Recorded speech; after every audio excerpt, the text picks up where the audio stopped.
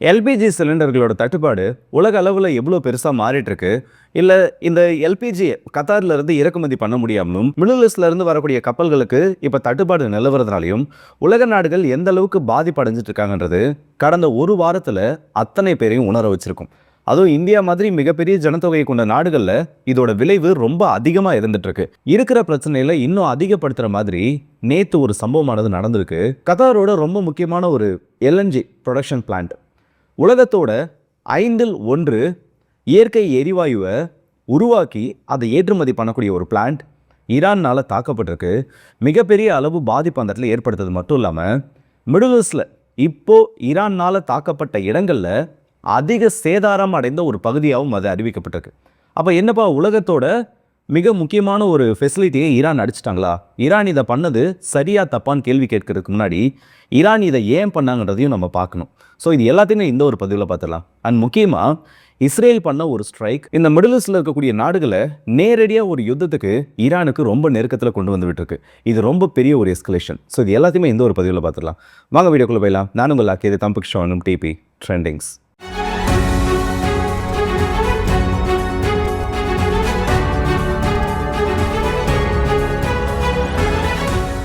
North டோம் south parts, இதை பற்றி நம்ம ஒரு பதிவில் தெளிவாக பார்த்துருப்போம். இன்றைக்கி உலகத்தில் இருக்கக்கூடிய ரொம்ப மிகப்பெரிய இயற்கை எரிவாயு அடங்கிய ஒரு பகுதி. அதாவது இந்த அளவுக்கு நேச்சுரல் கேஸோட ரிசர்வ்ன்றது உலகத்தோட எந்த ஒரு பகுதியிலும் கிடையாது. ஒரு 9700 சதுர கிலோமீட்டர் பரப்பளவில் ஈரானோட எல்லைக்குட்பட்ட பகுதியிலும் கத்தாரோட எல்லைக்குட்பட்ட பகுதியிலும் அமைஞ்சிருக்கக்கூடிய ரொம்ப முக்கியமான ஒரு இயற்கை எரிவாயுக்கான ஒரு ரிசர்வ் இது. இதில் ஈரானோட கண்ட்ரோலில் 3800 கிலோமீட்டருக்கும் அதிகமான பகுதிகளும் மீதம் இருக்கக்கூடிய அத்தனையும் கத்தாரோட கண்ட்ரோல்லையும் இருந்துட்டு இருக்கு. இந்த அளவுக்கு ரொம்ப சென்சிட்டிவான உலகத்தோட இயற்கை எரிவாயு தேவைக்கு ரொம்ப அவசியமாக இருக்கக்கூடிய ஒரு பகுதியில் இஸ்ரேல் ஒரு தாக்குதலை நடத்திட்டாங்க. இந்த தாக்குதல் எந்த ஒரு பகுதியில் இல்லை என்னென்ன ஃபெசிலிட்டி மேலே நடத்தப்பட்டிருக்குன்னா சவுத் பார்ட்ஸ், ஏன்னா ஈரானோட கண்ட்ரோலில் இருக்கிறது சவுத் பார்ட்ஸ், கத்தாரோட கண்ட்ரோலில் இருக்கிறது நார்த் பார்ட்ஸ் இல்லை நார்த் டோன்னு சொல்லுவாங்க.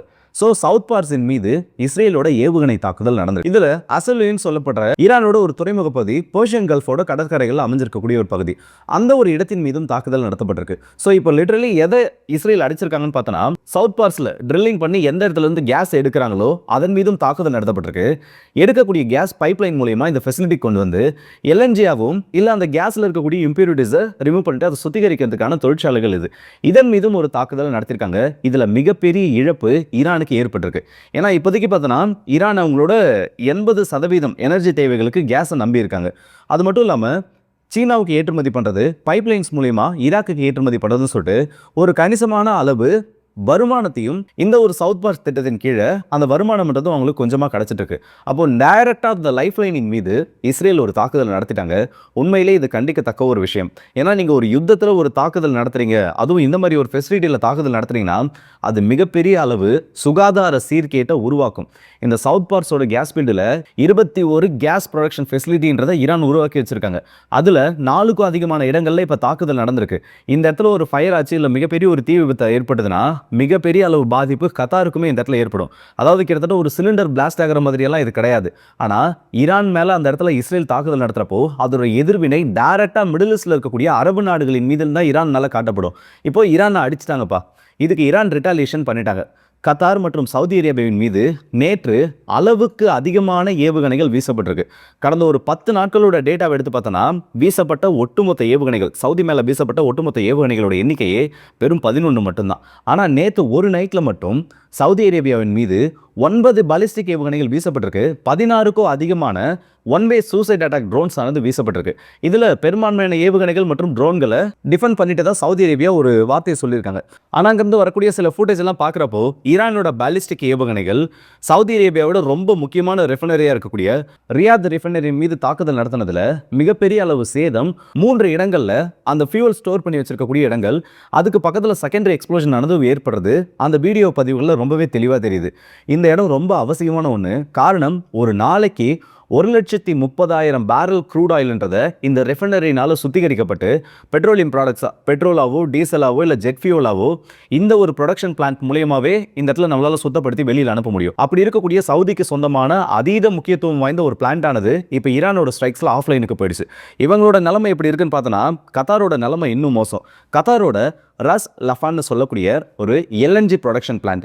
இது நார்த் பார்ட்ஸ், இந்த நார்த் டோமில் இருக்கக்கூடிய இயற்கை எரிவாயு அவங்க பைப்லைன் மூலயமா கொண்டு வந்து இந்த ஒரு ஃபெசிலிட்டியில் தான் அதை பியூரிஃபை பண்ணி, ஏன்னா அதில் நிறைய க்ரூ கேஸ்ன்றது ஃபார்ம் ஆகும், அது எல்லாத்தையும் சுத்திகரிச்சுட்டு அதை எல்என்ஜியாக ரொம்ப -டிகிரிகள் அதை குளிர் வைக்கிறப்போ அந்த கேஸ் ஆனது லிக்விட் ஃபார்மேட்டுக்கு மாறும்.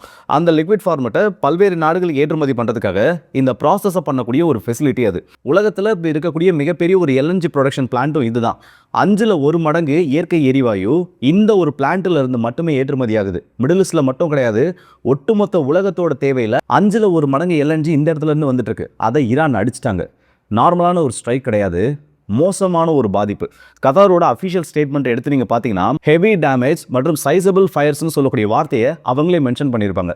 அண்ட் அந்த வீடியோ காட்சிகளை பார்க்குறப்பவே தெரியும், ஆக்சுவலாக அந்த இடத்துல எரியிறது ஜஸ்ட் ஒரு நெருப்பு மட்டும் கிடையாது. அடுத்து வரப்போகிற வாரங்களில், ஏன் சில மாதங்களில் கூட உலக நாடுகளில் இக்கானாமிக் ப்ராப்ளம் எந்த அளவுக்கு வரப்போகுது, எந்த அளவுக்கு அந்த நாடுகள் பற்றி எரிய போகுதுன்றதை தெளிவாக காட்டக்கூடிய ஒரு ஸ்ட்ரைக்காக தான் இது மாதிரி இருக்குது. நான் விளையாட்டுக்கெல்லாம் சொல்லலை, சில வீடியோக்களுக்கு முன்னாடி நானே சொல்லியிருப்பேன், இந்த மாதிரி நமக்கு வந்து எல்பிஜி சம்மந்தப்பட்ட பிரச்சனைகள் வராது, நம்மக்கிட்ட ரிசர்வ் வந்து 23 நாட்களுக்கு கமர்ஷியலில் எந்த விதமான பிரச்சனையும் ஏற்படுத்தாத அளவுக்கு நம்மக்கிட்ட ரிசர்வ் இருக்குது. அது மட்டும் இல்லாமல் இப்போ கப்பலோட வரத்துன்றது வர தொடங்கி இருக்கப்போ நம்மளால் மேனேஜ் பண்ணிட முடியும்னு. ஆனால் இந்த ஒரு எல்என்ஜி ப்ரொடக்ஷன் பிளான்ட் இப்போ ஆஃப்லைன் போயிடுச்சு. இதுக்கு முன்னாடி பார்ஷியலி தான் அதை க்ளோஸ் பண்ணி வச்சுருந்தாங்க. ஆனால் இப்போதைக்கு இதை சரி பண்ணுறதுக்கு எத்தனை நாள் எங்களுக்கு ஆகும்னு தெரியலன்னு சொல்லக்கூடிய ஒரு ஸ்டேட்மெண்ட் கத்தார் கிட்டேருந்து வந்திருக்கு. கம்ப்ளீட்டாக ஷட் டவுன் பண்ணிட்டாங்க. இந்த ஒரு ஃபெசிலிட்டி மூடப்படுறதுனால பல நாடுகள் பாதிக்கப்பட போகுது. அதில் நம்ம இந்தியாவுக்கு ஒரு முக்கியமான இடம் இருக்குது. ஸோ ஈரானை இஸ்ரேல் அடித்தாங்க, இஸ்ரேல் அதுக்கு ரிட்டாலியேஷனை அரபு நாடுகளின் மீது பண்ணிட்டாங்க. இந்த ஒரு ப்ரொடக்ஷன் பிளான்ட்டின் மீது நடத்தப்பட்ட தாக்குதல் மிகப்பெரிய ஒரு பாதிப்பு ஏற்படுத்த போகுது. நான் உண்மையிலே உங்களை பயமுறுத்துறதுக்காக சொல்ல, ஆனால் இந்த ஸ்ட்ரைக்கோட வீரியத்தன்மை புரியணுன்றதுக்காக தான் இந்த மாதிரி சில வார்த்தைகளை நான் பயன்படுத்திட்டு இருக்கேன். அமெரிக்காவோட அதிபர் இதுக்கு ஒரு பதில்ன்றதை கொடுத்துருக்காரு. ஏன்பா இல்லை இஸ்ரேல் வந்து ஏதோ கோவத்தில் பண்ணிட்டாங்க, அவுட் ஆஃப் ஆங்கர்னு சொல்லக்கூடிய ஒரு வார்த்தையை பயன்படுத்தியிருக்காரு. கோவத்தில் பண்ணுறதுனா, ஒரு நாட்டுக்கு எதிரான தாக்குதல் நடத்துகிறப்போ கோவத்தில் பண்ணுறதுக்கு இந்த இடத்துல ஒன்றுமே கிடையாது. வெல் பிளான்டு அட்டாக்காக இஸ்ரேல் இதை பண்ணிட்டு இருக்காங்க. 4 இடத்துல தாக்குதல் நடத்துது. ஜஸ்ட் ஏதோ தெரியாம தாக்கிட்டோம்னு சொல்லக்கூடிய கேட்டகரியில் வரது கிடையாது. இதை சொன்னது மட்டும் இல்லாமல் இன்னும் சில வார்த்தைகள் என்ன சொல்லியிருக்காருன்னா, கண்டிப்பாக வந்து இதுக்கு அமெரிக்கா எந்த விதத்திலையும் ஹெல்ப் பண்ணலை. இஸ்ரேலை நீங்கள் பார்த்தீங்கன்னா அவங்களாகவே இந்த ஒரு ஸ்ட்ரைக்கை பண்ணிட்டு தான் சொல்கிறாங்க. ஆனால் இஸ்ரேல் பண்ண இந்த ஒரு ஸ்ட்ரைக்குக்கு ஈரான் அரபு நாடுகளின் மீது தாக்குதல் நடத்துறது ஏற்றுக்க முடியாத ஒரு விஷயம். ஈரான் மட்டும் திரும்ப கத்தார் மேலே அடித்தாங்க, இல்லை கத்தார் மேலோட அந்த ஒரு ஃபெசிலிட்டி மேலே, எல்என்ஜி ஃபெசிலிட்டி மேலே தாக்குதல் நடத்தினாங்கன்னா ஒட்டுமொத்த சவுத் பார்ட்ஸ் கேஸ் ஃபீல்டே இருக்காது, அதை நாங்கள் அழிச்சிருவோன்னு ஒரு வார்னிங்கை கொடுத்துருக்காரு. இது எனக்கு என்ன இதுக்கு பதில் சொல்கிறது, இல்லை எப்படி இதை டிஸ்கிரைப் பண்ணுறதுன்னு எனக்கு தெரியல. லிட்டரலி பார்த்தோம்னா மிரட்டாரு. ஈரானை வந்து நீ அடி வாங்கினது எனக்கு பிரச்சனை இல்லை, அவன் ஏன் ஒன்று அடித்தானா அது எனக்கு தெரியாது, என்கிட்ட சொல்லலை, அவன் ஏதோ ஒன்று அடிச்சிட்டான், ஆனால் அதுக்கு பதிலுக்கு நீ ரிட்டாலியேஷனை கத்தார் மேலே கொடுக்கக்கூடாதுன்றது ட்ரம்போட ரூல் புக்கில் மட்டும்தான் இப்படிப்பட்ட சில வார்த்தைகளானது இருக்கும். இஸ்ரேல் பண்ணக்கூடிய ஒவ்வொரு தவறுக்கும் அரபு நாடுகள் மிகப்பெரிய ஒரு விலையை கொடுத்துட்ருக்காங்க. ஆனால் கடைசியில் இதில் யார் ஜெயிக்க போகிறது, இது எல்லாமே யாருக்கு ஃபேவராக மாறும்னு பார்த்தீங்கன்னா அமெரிக்காவுக்கு தான். இன்றைக்கி காலையில் நான் ஒரு வீடியோ போட்டிருப்பேன், தெளிவாக சொல்லியிருப்பேன், ஈரானில் அமெரிக்கா நடத்தக்கூடிய ஸ்ட்ரைக்ஸ் டைரெக்டாக சைனாவுக்கான ஒரு வார்னிங், அடுத்த கட்ட குறி சைனா தான் சொல்லிட்டு. இதில் அரபு நாடுகள் எல்லாருமே ஈரானை விட்டு கொஞ்சம் கொஞ்சமாக விலகிட்டு இருக்காங்க. இது அமெரிக்காவுக்கு மிகப்பெரிய ஒரு வெற்றி. அரபு நாடுகளோட பாலிசி சவுதி அரேபியா தவிர்த்து மீதம் இருக்கக்கூடிய நாடுகள் ஓரளவுக்கு ஈரானோட நெருக்கமாக இருக்கக்கூடிய நாடுகள். காரணம், ஈரானுக்கு மீடியேட்டர் வேலை பார்க்குறது மட்டும் இல்லாமல் ஹெஸ்புல்லா, ஏமனில் இருக்கக்கூடிய ஹவுதி போன்ற அமைப்புகளுக்கு கேஷ் டிரான்ஸ்ஃபரையே இந்த கத்தார், குவைத், யுஏஇ போன்ற நாடுகளை பயன்படுத்தி தான் ஈரான் பண்ணுவாங்க. அந்த அளவுக்கு 2 தரப்புக்குள்ளேயும் பேசக்கூடிய ஒரு நிலைமையில் இந்த நாடுகள் இருந்தாங்க. ஆனால் இப்போ ஈரான் வேற வழி இல்லாமல் பண்ணக்கூடிய ரிட்டாலியேஷன் இந்த நாடுகளை பெரிதும் பாதிப்படைய வச்சிருக்கு. இதுக்கப்புறம் கண்டிப்பாக ஈரானோட இவங்க நார்மலைஸ் பண்ணுறதுக்கு ரெடியாக இருக்க மாட்டாங்க. ஈரான் கூட இந்த அரபு நாடுகள் நார்மலைஸ் பண்ணலன்னா அது மிகப்பெரிய வெற்றியாக சவுதி அரேபியாவுக்கும் அமெரிக்காவுக்கும் தான் இந்த இடத்துல மாறப்போகுது.